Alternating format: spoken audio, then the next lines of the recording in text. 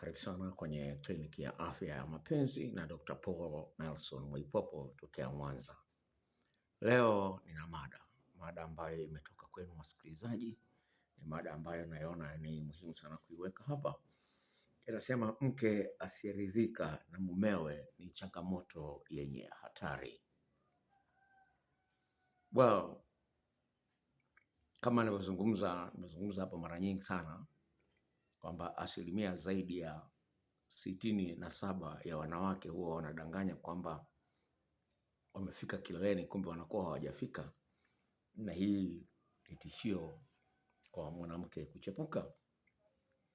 Nimekusanya na kesi 3 tofauti kabla ya kuanza kushuti video hii.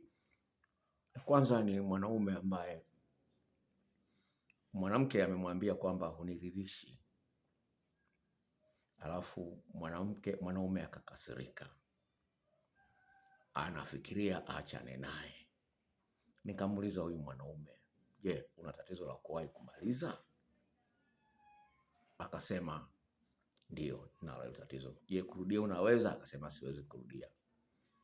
Nikwambia kwa staili hiyo mwanamke hawezi kuridhika, na hata ukipata mwanamke mwingine ukaoa ukamwacha huyu ukapata mwanamke mwingine, na kwenyewe utatombewa. Akaniambia sasa daktari, unayo dawa? Akamwambia dawa nayo, tafuta shilingi 55 tumia dawa. Akaishia mitini. Kesi ya pili ni mtu ambaye namfahamu. Ni mzuri. Ni mama ambaye ana watoto 3 lakini matiti yake bado yamesimama. Yamesimama kabisa. Ni wanawake wachache wenye uwezo huu, yaani matiti yamesimama. Sasa ni kitu ambacho wanaume wengi wanapenda. Lakini shida alionayo huyu dada ni kwamba ana hasira. Sasa dada alishawahi kufika ofisini kwangu kama miaka 2 iliyopita. Nikamwambia hivi, kuna video muhimu za kuweza kumsaidia mwanaume na maeneo 14 ufahamu kila eneo unalihudumia vipi. Hizo video ni za muhimu sana kwako. Akasema mimi najua sana kunyonya dudu, najua kunyonya sana. Akajisifia sana. Sasa shida iliyomleta ofisini kwangu siku hiyo miaka 2 iliyopita kwamba mwanaume anaishia goli moja. Nikamwambia hivi, kuna utaalamu ambao unaweza kumsaidia mwanaume arudie raundi ya 2, ya 3, ya 4. Kwa hiyo utaalamu ndani ya video. Sasa sijui kwa ni mgumu wa hela au vipi, I don't know. Nikachana naye kwa style hiyo. Sasa napenda kukwambia hivi, wewe ni mwanaume na mwanamke unaangalia video hii, ni kwamba mtu anapofanya biashara akaona biashara unaifanya ina faida, ataendelea nayo hiyo faida. Ataendelea nayo hiyo biashara. Ni kwamba pale ambapo anaona anapata hasara, hiyo biashara ataiacha. Na mbona sikiza kama kile kuna kitu kizito nitaongea hapa. Hivi ni kwamba pale ambapo anaona hapati ushirikiano wa kutosha huyu mpenzi wako, awe ni mwanaume au ni mwanamke, anaona kwamba haoni faida ya kushirikiana na wewe kwenye tendo la ndoa, anaweza akawa kimya, asikwambie kama hao wengine walivyowaambia mume zao. Anaweza sikwambie. Na kusema hakuambia, wewe ukafikiria kwamba mambo yako shwari. Sasa hivi tafiti za kisayansi zinaonyesha hivi, wewe unayemuona kwamba ametulia hawezi kubadilika, atakubadilika katika hali ambayo, katika mazingira ambayo ulikuwa huelewi kabisa. Naomba nisikilize. Wataalamu 2012 wataalamu wamegundua kwamba moyo una akili yake. Kuna sehemu ambayo ya moyo ambayo ina akili yake tofauti na akili. Ndio maana mtu anaweza akatamani kuacha pombe au sigara. Anataka kabisa kwa moyo wake wote anataka kuacha sigara au pombe. Sawa, lakini anashindwa kuacha. Kwa sababu ile nguvu ya pombe iko kwenye moyo. Akili yake iko kwenye moyo. Sasa hii imethibitishwa vipi?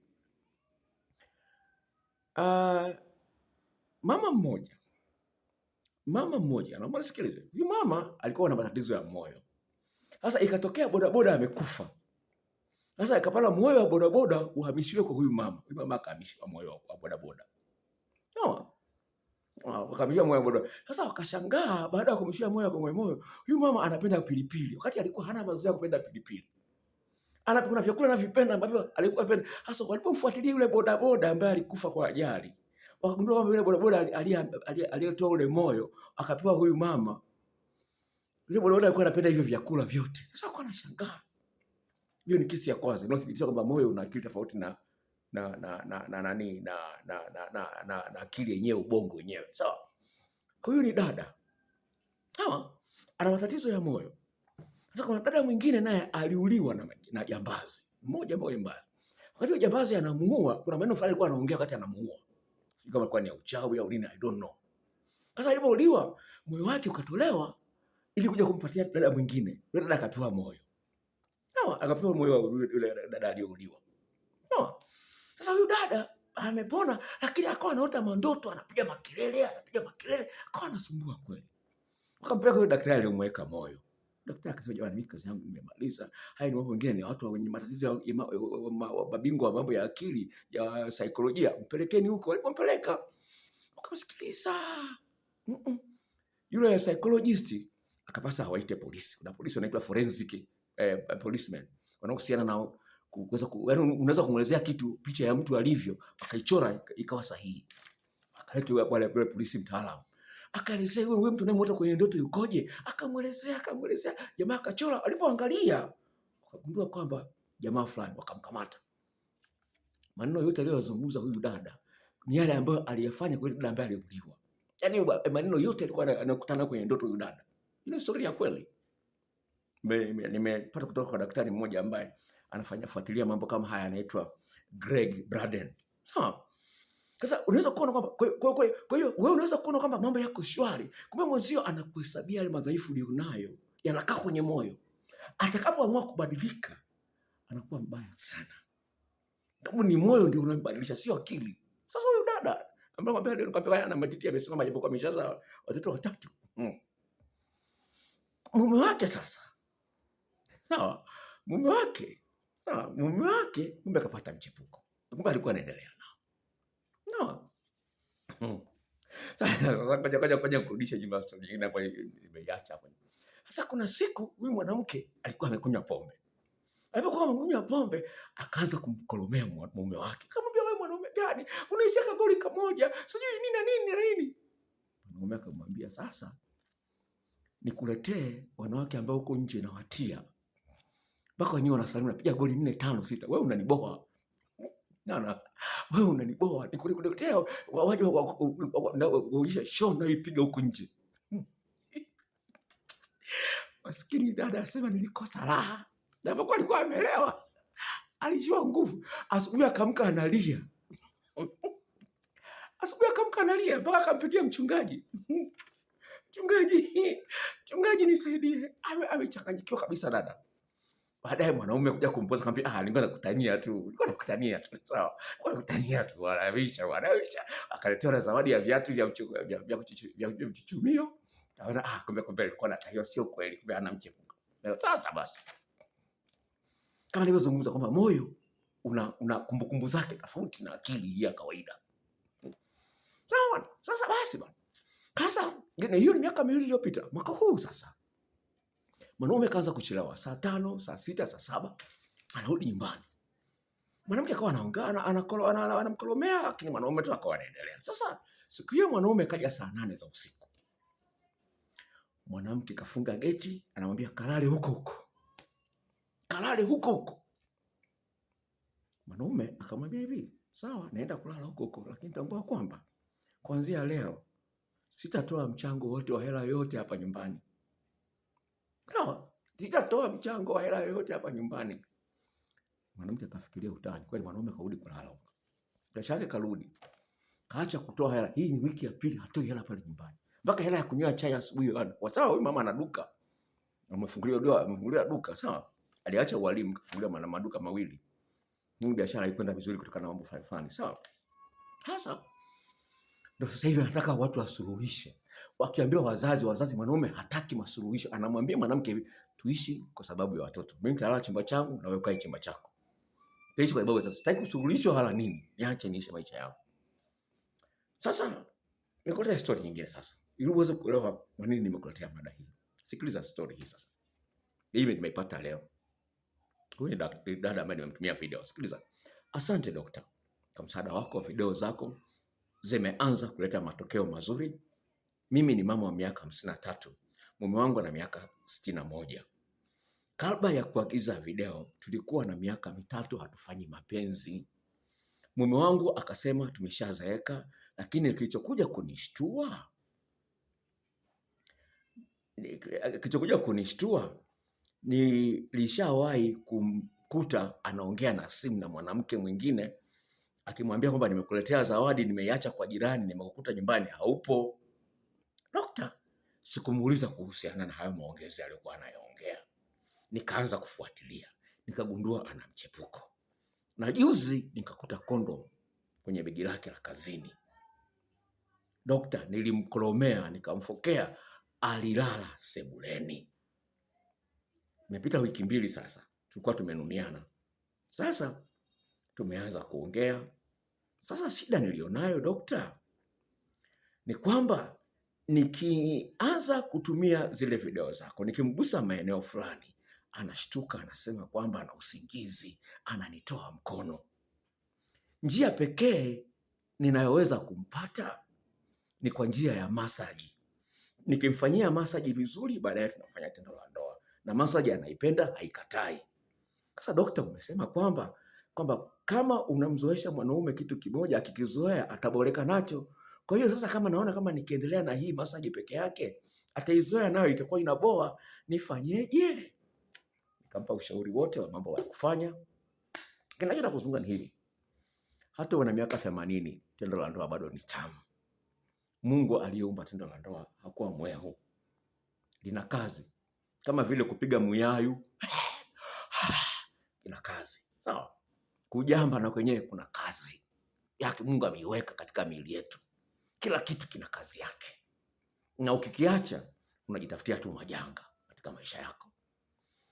Sasa basi, ninaposema kwamba mke asiyeridhika na mumewe ni changamoto hatari, ni hivi: ni kwamba kwa kuwa mwanamke anahitaji maandalizi ya muda mrefu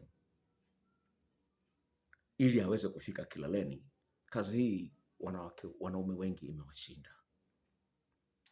Na wanaume hawa wanaamini kabisa kwamba ili mradi nampa mwanamke hela, kila kitu anachopata na nini. Kwa mfano, huyu mama mwenye miaka 53 ana biashara ana kazi yake nzuri, mume wake ana biashara nzuri, sio kwamba ana shida ya hela, lakini bado anahitaji utamu wa tendo la ndoa. Nachosema hivi kwamba unapoona mke wako hafurahii tendo la ndoa, hakuhitaji mara kwa mara, yani haanzishi tendo la ndoa mara kwa mara, tambua kwamba ameshaboreka na wewe, na hatari yake ni kwamba atachepuka. Nazo story nyingi za wanawake ambao wanachepuka nazo. Sawa?